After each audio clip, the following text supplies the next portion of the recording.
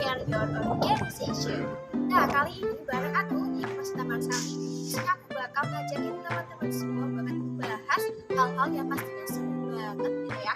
Nah, ini semua bakal berhubungan dengan bagaimana sih cara berorganisasi dengan baik. Di sini aku bakal contoh tentang menjadi pemimpin, siapa takut. Nah, buat teman-teman mahasiswa yang takut menjadi pemimpin, yang masih takut menjadi pemimpin, kalian tepat banget sini ngumpul. Aku bakal kasih tahu apa aja sih manfaat sebagai seorang leadership yang bakal kamu dapetin. Nah, langsung aja ini dia manfaatnya. Nah, yang pertama adalah membangun karakter dan meningkatkan kemampuan. Semakin teman-teman mengasah kemampuan dalam memimpin sebuah organisasi, maka secara otomatis teman-teman akan mengantongi banyak sekali pengalaman, kemudian ilmu-ilmu yang akan bermanfaat bagi teman-teman untuk dapat menjadi seorang pemimpin. Orang yang memiliki jiwa kepemimpinan yang tinggi, maka ia akan bertumbuh dan berkembang menjadi seorang pemimpin yang hebat. Maka secara otomatis dia akan memiliki kemauan, kemudian rasa tanggung jawab dalam melindungi atau melingkupi sebuah organisasi yang mereka pimpin.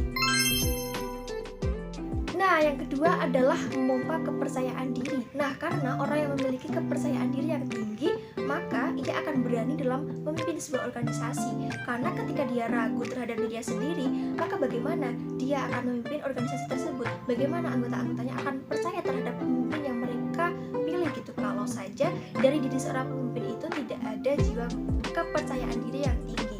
Maka dari itu, ketika kita sudah berkecimpung dalam dunia leadership, maka kita akan dituntut untuk berani kemudian percaya diri terhadap diri kita sendiri. Yang ketiga adalah pengalaman berorganisasi. Nah, ketika kamu dalam sebuah organisasi nih, kemudian kamu ditunjuk menjadi seorang pemimpin, maka jangan disia-siakan, jangan kamu tolak, karena kesempatan itu tidak akan datang dua kali. Ketika kamu menolak kesempatan itu, maka kamu akan rugi sekali. Karena ketika kamu berani menjadi seorang pemimpin, kamu akan dihadapkan oleh pikiran-pikiran yang berbeda terhadap seluruh anggotanya, kemudian bagaimana persepsi-persepsi orang yang berbeda-beda, yang kemudian akan menimbulkan percikan-percikan konflik. Maka di sini kamu akan dihadapkan tentang bagaimana gitu menyelesaikan masalah tersebut, bagaimana menyelesaikan konflik tersebut. Disinilah peran kamu sebagai seorang pemimpin untuk dapat menjadi penengah, menjadi seorang penasihat mungkin dalam organisasi yang kamu pimpin. Pengalaman organisasi tersebut akan membentuk karakter dan pribadi kamu menjadi pribadi yang tangguh, kemudian pribadi yang bertanggung jawab, dan pribadi yang kritis dalam menentukan sebuah keputusan atau masalah-masalah yang terjadi dalam organisasi yang sedang kamu pimpin. Kemudian yang keempat adalah menambah komunitas dan social networking atau jaringan gitu.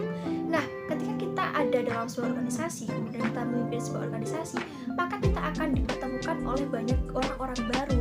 Kita akan dipertemukan oleh organisasi-organisasi baru yang kemudian dengan kita mengenal organisasi tersebut, kita mengenal dengan orang-orang atau pimpinan-pimpinan dari organisasi tersebut, maka akan menambah relasi kita. Kita juga akan mendapatkan banyak sekali insight yang akan kita dapatkan dari orang-orang baru yang kita kenal dalam organisasi atau networking yang kita jalin dengan organisasi di luar organisasi kita sendiri.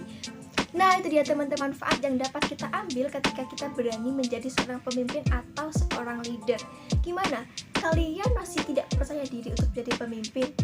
Udah gak zaman takut-takut, karena ada banyak banget nih manfaat yang tadi sudah saya paparkan.